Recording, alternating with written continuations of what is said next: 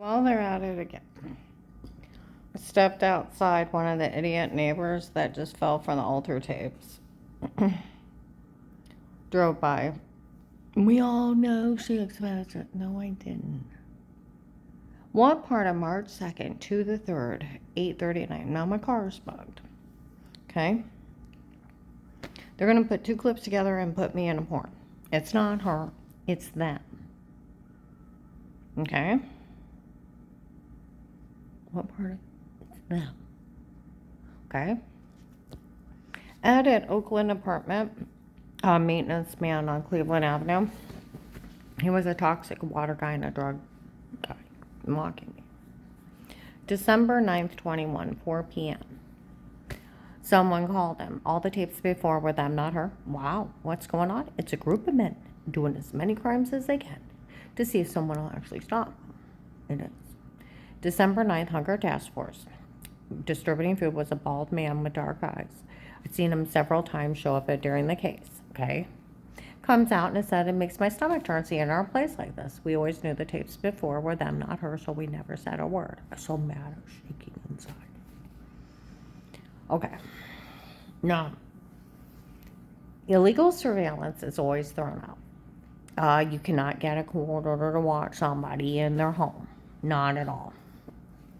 Because it takes your legal defense away. It takes the right to privacy, right to remain quiet, right to legal representation, right to fair court trial, bail, and bond. Okay? They're still driving by. They can't even watch a guy bailed out on murder charges. They can put an anklet bracelet on and it'll beep if it goes more than 100 feet from his house because he can still be found innocent. You can't watch somebody except for protective life, ask for help, Miranda rights, witnesses. And they can go into protective custody. That's why Officer Reinhardt in Louisville, until you actually gave your statement to Will, nobody could watch you in your home. It's illegal. It's illegal surveillance. It's police abuse, misconduct, and entrapment. Okay? And you can't work a case. Like I said, it'd be illegal for us to look or listen. Okay? And you know, it's something they got Dave in those churches. That's where it's amazing. They actually have the keys to the case. They know my part's altered and drugged, and I can tell you all the people that knew it too. There was a African American lady that showed up at Save-A-Lot in November, said she was going to extort money out of that altered tape, and she showed up, I think, December 2nd, something like that. Save-A-Lot, right by the door, by the freezers. We found out they made all that up too. No one's to say a word. Okay?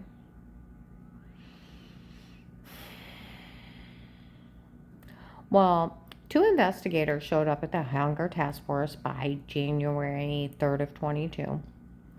They come out walking. We talked to that guy. He found out that he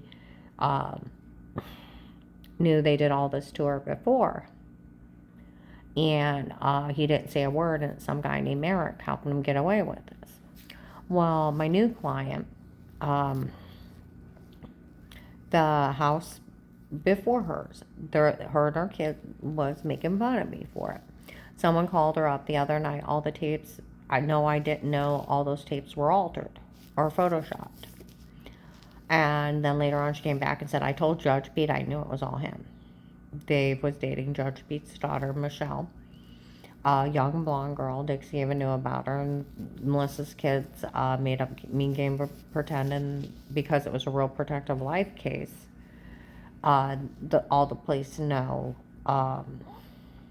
that it is me documenting game of pretend. They got caught stating on Thanksgiving of 18 the house wasn't meant for Grandma, it was meant for Auntie Shell and Papa, and Grandma needs to get out. And then later on to Flora, my other granddaughter, we're making everything up. It's a game of pretend, laughing and giggling in the basement. Okay.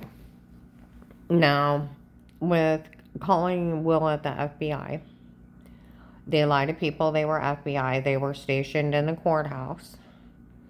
That They said the case is called Karen's Will from the agency and walk around Walmart saying it in other places. It's not called Karen's Will. Some of the officers in uniform were calling it Karen around the house. What's that? One of us have to listen to or watch her every day. Okay?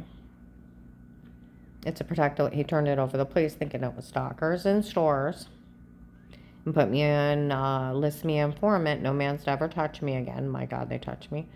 That,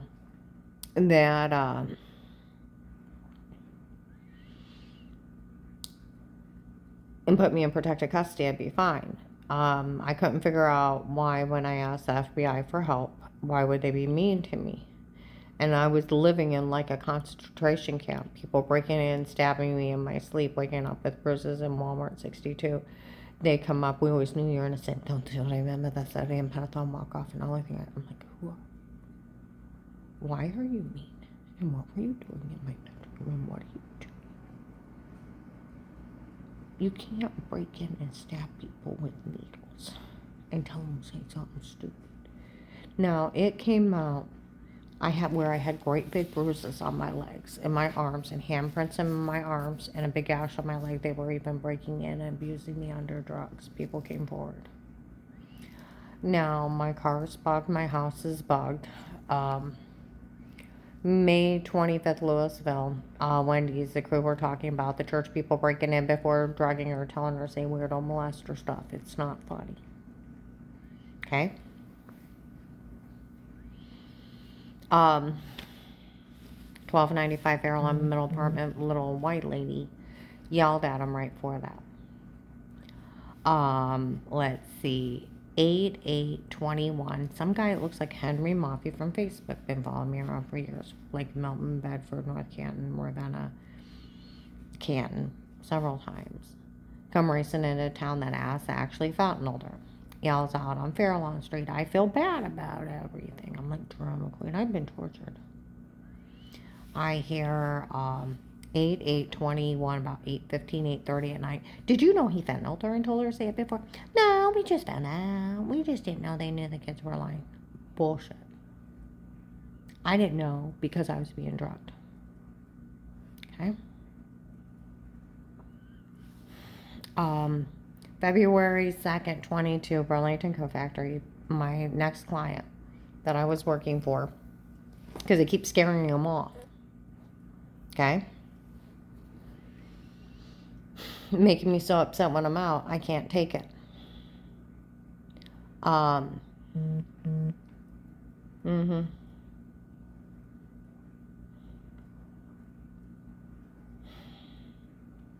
Even my last client said, Karen, this is crazy. I'm like, who's crazy? He said, these people are crazy. They admit to drugging you and telling you to say it before in stores and they raped you. I said, tape and audio. I didn't tell the police. Okay? Okay, we're in Burlington Coat Factory, February 2nd, 22. We go back to the shoes. We go back to the men's clothing. There is a younger version of a guy that looks like Ludic with black hair, dark eyes. There with a white girl with black hair and spirals coming down, okay? She said, I see her out today. It's not funny. What's going on? He said, I know. Okay? I wish I wouldn't have drugged her first and told her to say it. I thought, shut up, I'm with my client. Going to Save-A-Lot, they come running and saying that. Oh my goodness, they meant to drug her and tell her to say it before. My client lived on 6th Street in Canton. The guy in the brown house, African American, had login. They sold the login by Christmas 18 to a real threat to life. Okay? He comes running out. He says it to the postman. The postman's like, we all heard them a minute. They heard all that other stuff too. Including everything. Including June 23rd to July 4th. I'm in Walmart by the paint aisle. 2 investigators. What are these people talking about? She never heard anybody. By the paint aisle. Oh my goodness, the boys had a drugger. Make her say that stuff. Nobody mentioned those tapes. I have never been questioned or accused of wrongdoing with Miranda rights by no officer, no agent, no man, no lady, no attorney. I was beat, raped, tortured by an officer, a stalker, an old fat white man between July and September 19. Violent. And they even put that on the internet, daring people to arrest him. Okay? Now, how mad am I? Like I said, March 2nd to the 3rd, 21. You can hear it echo into my car about 8:30 at night. They're going to put two clips together and put her in a porn. It's not her, it's them. March 13th, 21, I go to Altman Hospital. They come in, they say, we're here for Karen's will. The agency chipped her. I got a dent in my head. The nurse points over at me. Is that why she's here? A bitch gets in my face. They didn't say one of the truth out of you. That's why they chipped. I'm like, shut up, it's illegal. Go in the back, they tell Dr. Alan Natina's right outside my room. Some damn bastard neurotripped me. He said he already knew. Tape and audio for malpractice throughout the whole hospital. Okay? Do some research. 12/21/18. In the neck, and I was out for 6 hours. Okay. Well, some weird man named Eric was calling the nurse and lying to him. And they started being mean to me with security, so I went over to Mercy Medical. Lady came in, no man was ever to touch her. Nurse comes in laughing, the only thing they have on you is adjusting yourself. The guy's like, that's sick. She said, no, it's funny. That's all they had is she adjusted herself. Well, I was in Rite Aid, April 1st to May 10th of 21. Some lady went, you just wiped off some water running with clothes on. You didn't expose yourself. You're good. So something basically just wiped it off. I'm like, what on earth and what were you doing in my home? Okay. And then where they said they were going to put clips together, put me in a balloon. They kept describing it. I thought, somebody else's body? And then I thought, the only time I touch myself like that is showering. I walk outside, they're laughing. I figured out what they did. So these people with low IQs, looking at Photoshopped, entered in drugs. How stupid are they? I told Officer Reinhardt about it. He started giggling. He literally started giggling. He said, you know what? Don't you worry about a little thing. He said, until you actually talk to Will at the Canton FBI, it's illegal to be in somebody's home. It's illegal to look or listen. He said, nobody has a right in your home. And I told him how they said they had a porter. He's like, that's illegal. It is. It's considered police abuse and misconduct and entrapment. You got to think it takes all your rights away. Your right to privacy, right to remain silent, right to legal representation, right to a fair court trial, bail, and bond. After I talked to Will and gave him our statement, within a week, a heavyset white guy came in Walmart. I asked Dave about these people threatening her, and he better not put his hands on her. Until they talked to Dave, nobody could be in my home. Okay? And somebody does need to help me, and they need to arrest these people. You know what's funny? They actually have Dave. I love you, but I love her more, Karen. Karen, I love you, and I hired a, but I love her more. You have to die for her. I hired a man to slit your throat, stab you in the heart, Karen. You'll bleed out, Karen. In the middle of the night, he grabs me, starts kissing me, rubbing me with his beard, pushing me into the bed. And he said, and if you try to run for it, I got a man to put a bullet in you. For 30 minutes, he held me down, and he almost started climbing on top of me. It made him excited, and I was afraid if I moved, he'll kill me with his own bare hand. They would also have that phone call between me and Terry where I thought I was getting baby mama, where some lady cost my job. And I didn't hang up. She didn't know. Guess who I was on the phone with? You're kidding.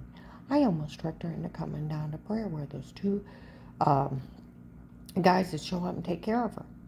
You know, they pay people to know where she's at. I could have used the money. I actually told her I'd step in for prayer for her. As if. I couldn't believe it came out of my own mouth. Well, that's about as bad as Kaylee. She used another minister because she said Keith charged too much money. Well, you know who's in the meeting to hire those two men to kill her? It was Keith, Bishop, Strange, and Ron, and they took up $25,000 to have her murdered. Because Ron wants her dead because she got wealthy or his kid died. And I guess. And I hung up. I did get wealthy or his kid died. Had nothing to do with the death. I told you that. May 3rd, 2003. Phil, his father-in-law, had took Tyler, his son, to a church baseball game running late. He ran a stop sign, and a semi hit him. Whose fault is it? It's Phil's. Right. 100% Phil. Stop for the stop sign, they'd be alive. Okay? Later that year, I got well, and it took months later to get all the way well. But strange, being manipulated, told everybody I was faking I was sick. And I was really sick. And I got documents I was sick. Okay? It's that stupid. But Ron lost it at the funeral, laying his body across that child's God raised my son from the dead, and then laid his body on the floor. Ah! Men had to carry him out as he's wailing, and it fills the sanctuary. Well, everybody overdid for him because he's a millionaire. Okay. 8 years later at Blaylock's pulpit, he got up on the pulpit. I hate God for taking the thing I love the most, not demeaning my other children, but I hate him. Okay? And he helped people. What's really not funny, by Christmas of 18, I go to do a night drop at Wood Forest on 62. A white man with white hair, hazel blue eyes. I'm part of the 25,000 Strange Army. Okay? I want to see him. He comes up around me. They still have me. Okay? What's really not funny, some heavy-set white girl with black hair, tinted red, came up and looked at me, looked at her phone and scowled. Looked at her phone and scowled. I thought, God, that baby will know where I'm at. Okay? And John and I went to Minerva Grinders. He had a head cold, ear infection, snot. He's running the bathroom back and forth, coughing up snot. That guy's right behind me. There's a tall white man with black hair and dark eyes. Now he's tried to kidnap me in front of Terry. He tried to carjack me. He threatened, and if you pull the day I opened Huntington Bank, they should still have the video of him walking out around me, right by the ATM. He threatened to knife me, and I made a beeline right in front of the bank and got inside in front of someone. Right? He comes walking around me and John, and John runs the bathroom coughing up snot. The guy's like, it's funny, the waitress sat up beside us. I know. I want to cut up her face, and I want to stab her to death. I have a field picked out south of Ravenna. John got out of the bathroom. I'm like, we need to go. And what was bad? Now, Will never said he got me a hammer. He never said anything. Some guy had showed up and said he was some kind of handler, and those were his men, and they were the ones hurting me. They were in that restaurant. Then a pretty blonde girl that looked like Savannah Strange walked up and looked at me and walked off. I was in a restaurant full of killers. Got John out of there. That's how not funny this is. That guy almost kidnapped me before. A year ago, I was on 13th Street. He walks out around me and shaved his head. I see her.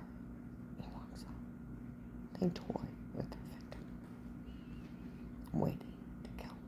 Some serial drug, framing, rape, torture, murder. Someone needs to stop them. I was in Walmart yesterday. Some guy's like, well, we know she never did anything wrong. Do you realize they have the tape of those idiots threatening? I thought, yeah, they do. They have them nailed. 6 stalkers showed up in Walmart. I almost got shot in the head driving. Within the first 45 days, and they argue around the register in Walmart, she almost got shot. Gotta pull her out. The guy running it won't let you. I know. It's her father, Michelle's. Judge Pete. Now I'm going to get off here. Someone needs to help me, and they need to find out what happened 12/21/18. There's a real protective life case. Well, at the Canton FBI started.